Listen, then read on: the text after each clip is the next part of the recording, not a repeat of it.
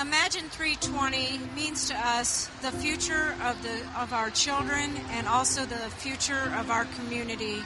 Imagine 320 means growing up in a different community, starting a family in a community where God is present and you can feel that He's present. We're excited about what our church family can imagine with Imagine 320, and we are excited about what Cass County and beyond is going to receive with these gifts. My name is Travis, and this is my wife, Tasha. And we just want to say how much Revolution changed in our lives, and that we know that Imagine 320 is going to change the community, and hopefully, the county and maybe the world around us. God asked us to move here when Anthony was only 3 years old, and we've been praying for Logansport for many years. And we're just excited and believing great things for Revolution. Imagine 320 means to us that we have a place for our children to come in the future, for them to feel comfortable, them to worship our Lord in a place that we know is safe, in a place that they don't have to worry and they can fellowship and love the Lord and have Him guide us through everything. Imagine 320 to us is this, having a place for these little girls. What Imagine 320 means to us is more opportunity just to love on people and do it for the glory of God. Imagine 320 means to us reaching the world for Jesus. It's actually a vision with a promise, in that the really exciting part for us is the church plant that's to come, in addition to getting this building and fitting in lots and lots of people. It just means everything to be a part of this initiative, this mission to just spread Christ's love to our community and beyond. There's nothing that's more important than that. 1 Corinthians 2:9 is what keeps coming to my mind. It's no eye has seen, no ear has heard, and no mind has imagined the wonderful things that God has prepared for those who love Him. This whole program is awesome, and it's going to take me to another level, and it's going to take a lot of other people to another level, and I can't wait to see how God unravels this. I'm a single mom, and I've always thought that I had to work really hard and do everything myself, but then I realized that God's plan is always better than mine, and so I'm giving up Plan B for His Plan A. I was sitting in the front row with my wife, and tears were just streaming down my face, her face, and just seeing person after person walk to the front, drop that commitment card in one of the 10 buckets. This takes a whole community of people together for this vision to happen. So God, through us, is doing this. Thank you so much for being part of this journey called Imagine 320.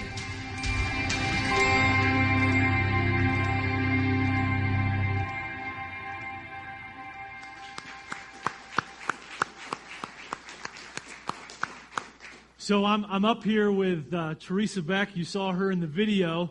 I'm going to let her explain something in a moment. But I just have to say thank you so much for those that stepped out first a couple weeks ago on Sunday night at the new building. It was just a moment where, like I said, I was in the front row. My wife and I just saw person after person come forward. I just felt so honored to be the pastor of Revolution in those moments. So thanks for being part of that. Thanks for all that's going on with this process. And Teresa, you shared something in the video. When I saw this video, I'm like, I want you to share what that means. So you said, I'm trading in my Plan B for His Plan A. So what does that specifically mean for you? Well, in the past, God has done amazing things when I was faithful and even when I wasn't. Being a single mom, I thought, the struggles and the challenges that came along with being a single parent made me stronger. And then after thinking about it, I realized it wasn't my strength at all. It was God's, always God's. He was the one who was getting me through the situations, whatever they might have been, and He's the one who made me the parent that I am. And so when we were filling out, or when we were handed the commitment cards, my pride was stepping in and saying, you work hard for your money. Your family, deserves a lot better even than I'm providing. And so it gave me this hesitancy to fill out the card. But going through all of the information that we've been getting, praying boldly, acting boldly, I felt like we really needed to do something. Also, when we were filling out these greater than papers, I wrote on there fear of letting my family down. And I realize now that if I'm putting God first, God will not let me put my family down. So with that said, my plan B used to be, with the fear, used to be stashing money away, being really tight to my budget, because I was afraid of that letting my family down and not providing for them correctly. So that's plan B. So plan A, you stepped out and said, we're going to make this commitment to this cause. So what's crazy, this is what really stood out about the story. In just 2 weeks, God's already responded to that faith step you took. So tell us about what God's done just in 2 weeks. Yeah, that's right. Make sure you keep that mic up there so we can hear you really good. Plan A, or Plan B was saving. Plan A,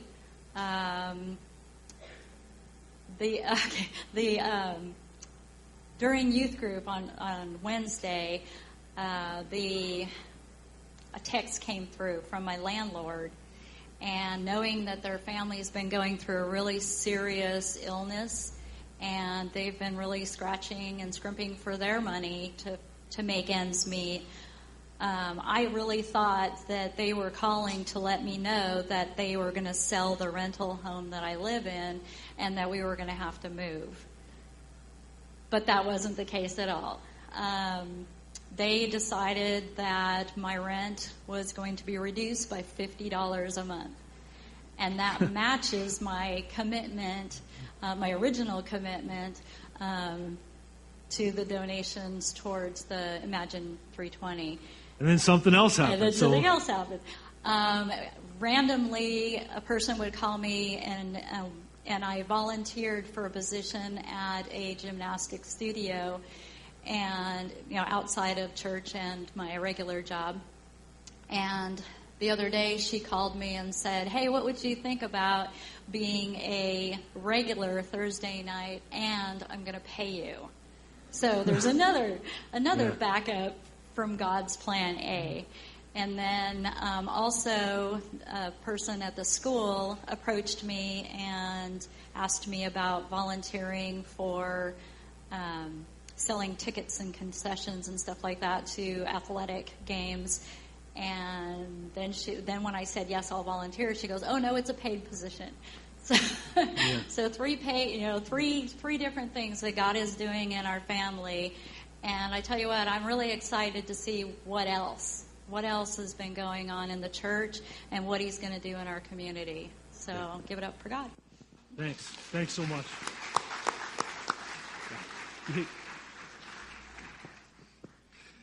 So that's just another story of what God's doing in response to our faith. And we said at the beginning of this process, this is a discipleship strategy, This is way more than just a new building, way more than a financial commitment. This is about taking steps to follow Jesus. And that's what people are doing.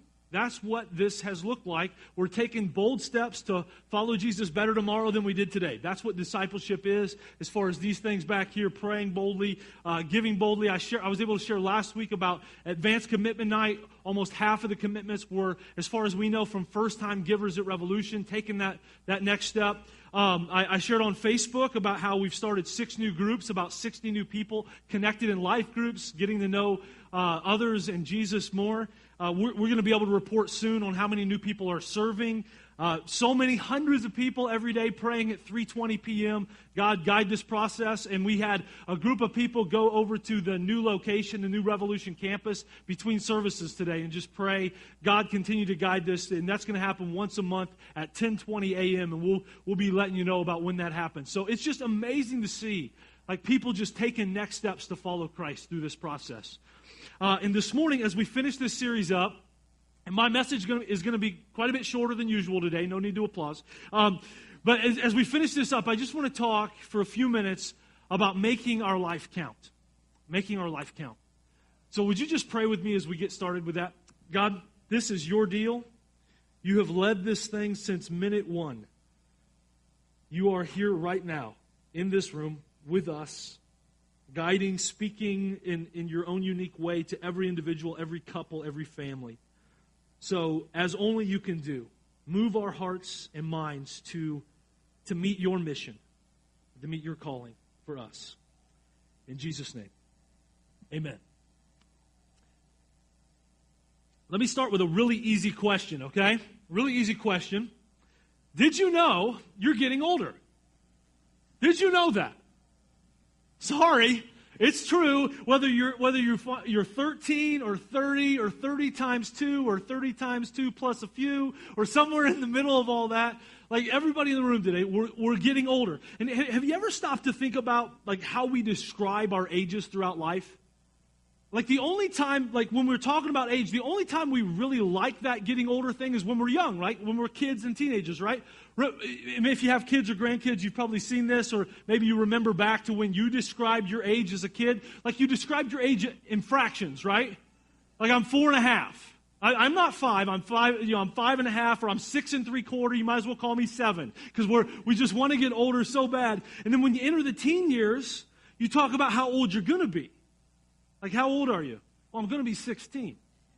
I'm almost 16. You might be 13, but you're almost to 16, so I might as well just describe myself as 16. And then you get to the greatest day of your life, where you become 21. It's like a ceremony, right? You become 21. I mean, you are now an adult officially. There should be some sort of crowning or knighting that goes into it. You have become 21, but then you turn 30. Right? Kind of like spoiled milk. Just throw them out. They turn 30 now. Well, you become 21, but you turn 30. And then you're pushing 40. Put on the brakes. It's getting a little fast. It's slipping away. I'm pushing 40. Before you know it, you reach 50. Your dreams are gone. It's all downhill from here. I've reached 50. Then you make it to 60. Right? You become 21, you turn 30, push 40, reach 50, make it to 60. You build up so much speed, you hit 70. 70 is now the speed of your life. Not how fast you're moving anymore, but the speed of time. It's like 70 miles per hour. And then once you get to 80, you're hitting everything, man. You hit the alarm, you hit breakfast, you hit lunch, you're hitting dinner at 3:30. I mean, you're hitting everything. You're hitting everything at that point. So this is a safe place, all right? This is a real church. Just turn to somebody next to you or around you and just tell them how old you are right now. Just tell them, and then tell them back you're getting older, okay? Just do it real quick. Go real quick.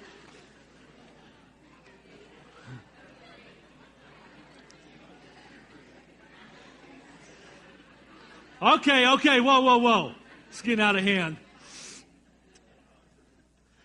So here's the deal, though. No matter what age you just stated, here's what I know. Our time is running out. Aren't you so glad you came to the last week of this series? But it's true, right? In fact, the older we get in life, the faster time seems to go. You've noticed this. Like when we're kids or middle school, high school age, and the middle schoolers in high school, you'll relate to this. When you're a kid, it feels like time just, like the next moment can never get there. I remember there was clocks in every room in school. I think there still is. Like you would be watching that clock toward the end of the day. It seemed like that thing broke. Like it doesn't work. Somebody needs to fix the clock. It's not moving anymore. I worked at Martin's Supermarket all through high school, and there's a clock up at the front. And it was torture. You'd bag some groceries, look at the clock, and break never came. I don't know what was going on with that clock. And now it just feels like after age 30, clocks switched to hyperspeed. It's like I blinked my eyes after high school. I'm now 35, have 3 kids, and one's in middle school now. What happened? What happened, right? And if you're older than me, maybe you've crossed that 40, 50, 60, 70, or 80 threshold. The further we get in life, the shorter time seems to be. The quicker life goes from one moment to the next. And there comes a point, maybe you've got to this already, there comes a point where you stop thinking about how old you are, and you start thinking about, man, how much time do I have left? Yeah, and I don't know exactly. I just kind of read about this week. It usually happens in your mid-40s from the research. I mean, it's different for everybody, but you can talk to me later about this. But you wake up one day, you're like, instead of thinking, looking back, how old am I? To, man, how much time do I really have left? And someone has created an online way for you to check this, if you like. The URL is deathclock.com. If you'd like to do this, feel free, not right now, and just don't ever do this, because this is morbid. I mean, this is taking today's message to the extreme. So don't check out deathclock.com. But King David, the king of Israel during the days of Benaiah, this guy we've been looking at all series long, King David said something to God through a song one day. He told God he wanted to be reminded of this whole thing we're talking about. He's like, God, help me to just think about this once in a while. And here's exactly what he said, or saying. He said this in Psalm 39. God, remind me how brief my time on earth will be. Remind me that my days are numbered and my life is fleeing away. God, just once in a while, help me think about the brevity of life, how fast life moves, how important it is to live it to the fullest. In verse 5, my life is no longer than the width of my hand. An entire lifetime is just a moment to you.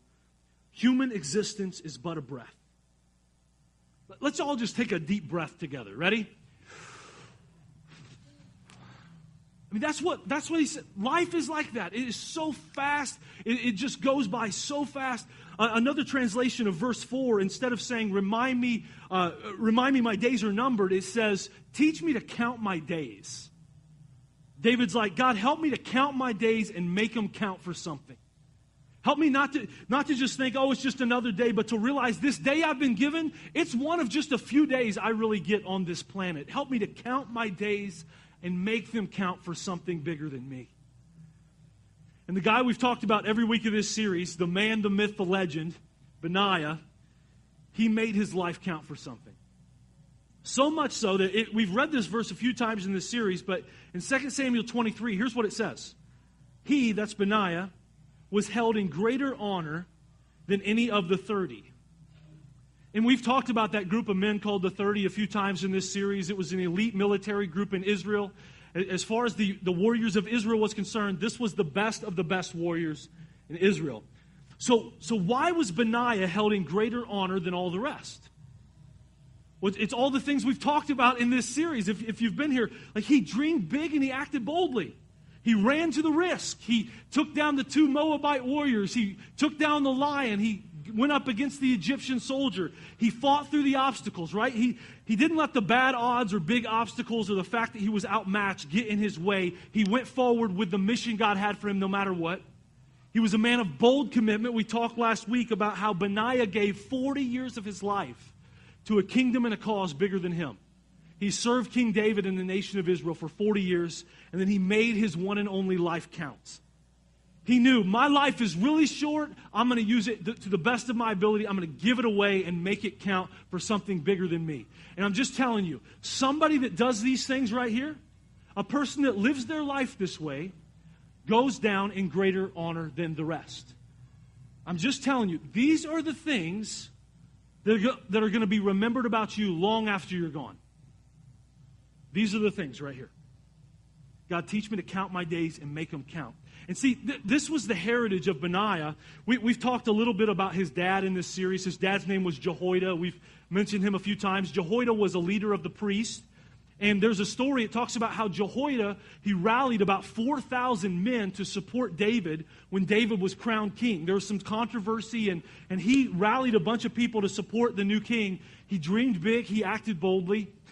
Benaiah's grandpa, we don't really know much about him, but it says that he was a valiant man, a valiant warrior from Kabzeel, just like his grandson Benaiah. He came from this line of Imagine 20 men. And maybe you're here today, and you're like Benaiah. You come from multiple generations of Imagine 20 Jesus followers. Big dreams and bold actions have defined your last name. The people that came behind you and your family, they were radically committed to following Jesus and making their life count for something. And that's partly my story. I don't come from multiple generations of Imagine 20 Jesus followers, but my parents just modeled this for us growing up.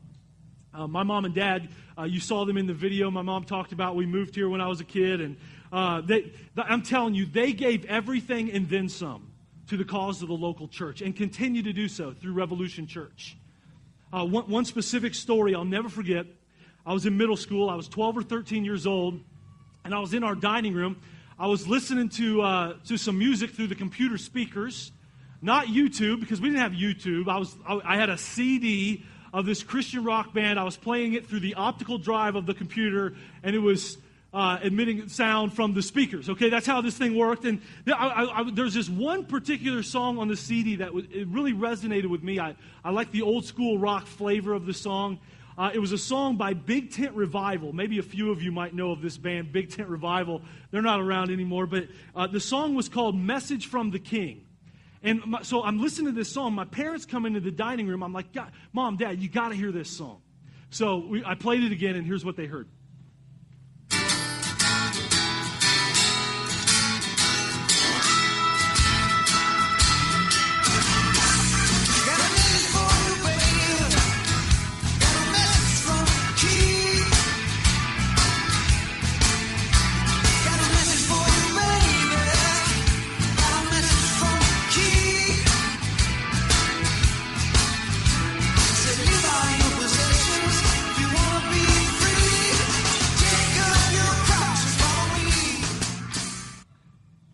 So I have a message for you, baby, a message from the King. He says, leave all your possessions if you want to be free. Take up your cross and follow me. So I play this song for my parents, and I'm thinking they're going to be like, yeah, nice, groovy, because they're kind of old school rockers at heart. But I turn around, I turn the computer chair, I look at my mom, she's crying. I'm a little bit confused, and she's looking at my dad like there's something going on. You know, like this song resonates with them. I was a little confused as to what had happened. The next thing I knew, my mom and dad sold all their rental houses. They own several rental houses in Logansport, and they gave every dollar to and through a church outreach organization called Feed the Hungry, simply because they believed that song was the confirmation of what God was telling them to do. God spoke. It didn't really make sense, but they did it. Then I'm telling you, that's just who they are. God says to do something, they act boldly and do it. So that's what I had modeled for me growing up. So when we started this Imagine 320 thing, I'm just like, well, yeah, this just makes sense that we would give our lives away to something way bigger and better than us. That we would dream big and act boldly and all of that. But maybe, and this is even more exciting to me, maybe you're the first Benaiah in your family. And you can choose to say, no matter what those behind me, no matter how they lived, I'm choosing to make my life count. I'm choosing to dream big and act boldly. I'm going to run to the risk. I'm going to fight through the obstacle. I'm going to boldly commit. I'm choosing to give my life to a cause and a kingdom bigger than me. I'm going to model for my kids and those coming after me what it looks like to really make your life count for something. Because see, Jesus, he gave us the how to make your life count mantra. He told us what this looks like. He told us what the purpose and meaning of life was. Here's what Jesus said. Matthew 16. Then Jesus said to his disciples, if any of you wants to be my follower, let's read this together. You must give up your own way, take up your cross, and follow me. If you try to hang on to your life, you'll lose it. But if you, let's read it, give up your life for my sake, you'll save it. I mean, true life is found in giving our lives away, in being about others, in being about more than us in our existence. And what do you benefit? This is verse 26. What do you benefit if you gain the whole world but lose your soul? This is how you make your life count. This is what Imagine 320 is all about. That we would be a group of people that we lay down our own life, we take up our cross, and we follow him. That's what this is about. Lay down your own life. Take up your cross. And whatever he says to do, do it. Follow him. Because our life isn't that long anyway. We're here one day, we're gone the next. Our life is it's a breath. Why wouldn't we make it count? Why wouldn't we make it count for something bigger than us? So last Sunday, if you were here, I shared at the very end, I gave a little illustration, and I shared about how Revolution Church chooses love. I said, we're a come-as-you-are church. We are open to everyone. We will love everyone, and we will not forcefully change people. We don't have any power to do that anyway. We will lovingly challenge people to become more like Jesus together in community. That we will be a church that tries to balance grace and truth. And we said the perfect balance of that is love, and we get that wrong all the time, but that's what the perfect balance of that is. At Revolution, we love everyone always. We love everyone always. I did not realize how quickly that statement would be tested. because I left our church campus last Sunday after the second service to go to the new campus just down the road. I pulled up, I looked at the front of the building, and I don't know if you've heard this yet or not, but the front windows of our new Revolution campus had all been shot. Over 70 rounds from a semi-automatic BB gun littered the front windows, cracked, shattered, holes everywhere. And I'm not going to lie, I was mad. I was like, are you serious? What is this about? The week after we put our sign up, I'm talking to God, like, God, what in the world? We're trying to do this for our community. We love our city. We're doing this for our city, and somebody in our city or some ones who, they think they got to damage our property, thousands and thousands of dollars of damage. But as I've had time to process, my heart's shifted quite a bit. Because, see, there's lots of parallels between what Jesus did on the cross and what Imagine3 is all about. If you've heard nothing else, please get this. There's so many parallels between Jesus. He boldly committed, right? We said that last week. He said, Father, into your hands I commit my spirit. I give up my life. I give up everything. We'll get to that verse in just a second, guys. I give up everything so that people that don't know me can know me. And what we're doing in a much smaller scale than Jesus, we're never going to boldly commit like Jesus did or boldly sacrifice like Jesus did, but we're giving of ourselves. We're serving, we're giving, we're praying so that people that don't know Jesus can know Jesus, right? A lot of parallels between the cross and Imagine3, taking up our cross and following Jesus.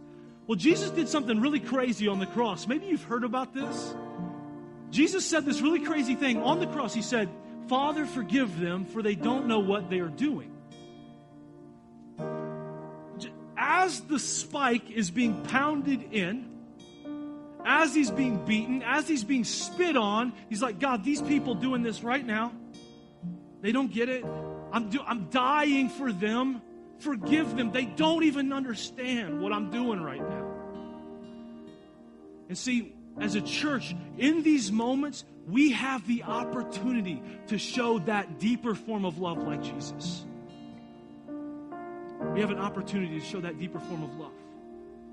You know, we're sacrificing. We're getting ready to commit in a few minutes to a building, to a vision that is about people coming to know Jesus. Our building is going to be open to our community, open to all, open to the individuals that lit up our front windows with a semi-automatic BB gun. Now, I hope the police find out who does this. I don't want any other windows shot up. I hope they're prosecuted. That's the job of that's a different thing. But it is our job as a church to love and to preach the message of the gospel of Jesus Christ. And in these moments, we have the opportunity to show love in a deeper form. Because I don't know what the intention of the shooter was, but I know what it's going to do. It's going to unite our church even stronger under the mission. This has to happen. It has to happen now. There are people that need the love of Jesus and need transformed by the love of Jesus in this community and beyond. It is going to unite us together even stronger under the mission of love, the mission of Jesus. And we're going to sing a song right here that talks about what Jesus came to do. If you're a follower of Jesus, I would encourage you, let these lyrics just speak about what Jesus has done in you and is continuing to do in you. If you're not a follower of Jesus, let these speak to you of what God can do in a life. And we've seen it in hundreds of lives at Revolution. And there's a phrase in this song that says, oh, come to the altar.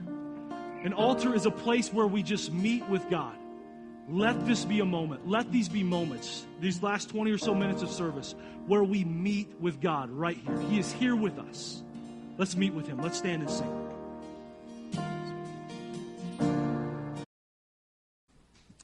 So this is a moment we've been building this series, this process to, where as a church we're going to commit ourselves to this vision for the next 2 years. And let me just say, for those that are here today, and this is your first Sunday at Revolution, what a great Sunday to be here, because you get to see Revolution at its best. Because we are a church, just like I talked about today, we're a church that believes the whole point of life, the reason we've been entrusted with a life, the reason we've been entrusted with time and resource, is to give it away the best we can to make a difference for the kingdom of God. So you're going to see us commit to that today. If you're new, whenever you're ready to jump in with that, that's up to you. But you get to see us at our best today. For those that were here a couple weeks ago or that were down at the new building a couple weeks ago and we had this advanced commitment night, Thank you for leading the charge on this. Again, close to 200 people were at that event. It was an amazing event. We want you to be part of this moment that we're getting ready to enter into here. If you already committed yourself to this, you can write "already committed" on that commitment card that was at your seat. We want you to be part of this moment we're going to have in responding. It's not uncommon that maybe someone that was at advanced commitment, God has maybe been moving to change that number. Like what it looks like to take up your cross is a little bit different than what you committed to a couple weeks ago. If that's you, just write revised or a change in number on the card, and our office team will know what to do with that. For others, just put "already committed." And again, this is so important. If you're feeling pressured to take this step, or like you're not quite ready for this, don't take it. Don't take this step. Continue to pray. Take that commitment card with you. Continue to talk to God about it. And respond when you're ready. You can mail it to the church office. You can drop it in the mailbox on another week. We would just ask that if that's you, you would bring it before the 3rd of November, because we're going to celebrate on the 5th of November where we're at with commitments. So what we want to do at this time is, as Nick kind of plays, we just want to take a few minutes to listen and respond to God.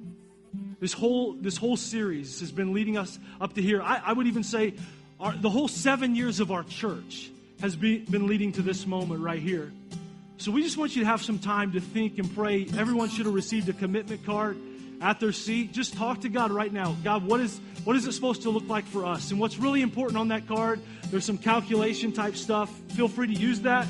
But what's really important is that box in the middle. That is your commitment for 2 years to Imagine 320. All giving at Revolution goes through Imagine 320. So it's a total 2-year commitment. And then just your information underneath that. So let's just take a couple minutes to respond as the lights come up a little bit to allow you to do that.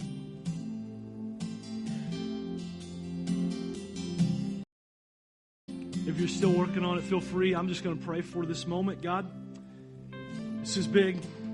This is really big. You are looking down on this group of people, excited for this step, not just for our church, not just for our community, not just for Beyond, but for each individual stepping out in faith right now. I believe as we step toward you in faith, you move, you step toward us. So this is a moment to move closer in our relationship with you. We surrender this moment to you as a church. We give these commitments to you. Go before them. Multiply them to do what only you can do in changing lives, changing our friends, our co-workers, our family members that aren't here yet today, God, but will be here in the coming years because of this step of faith we're taking right now. We give this moment to you. In Jesus' name, amen. Amen.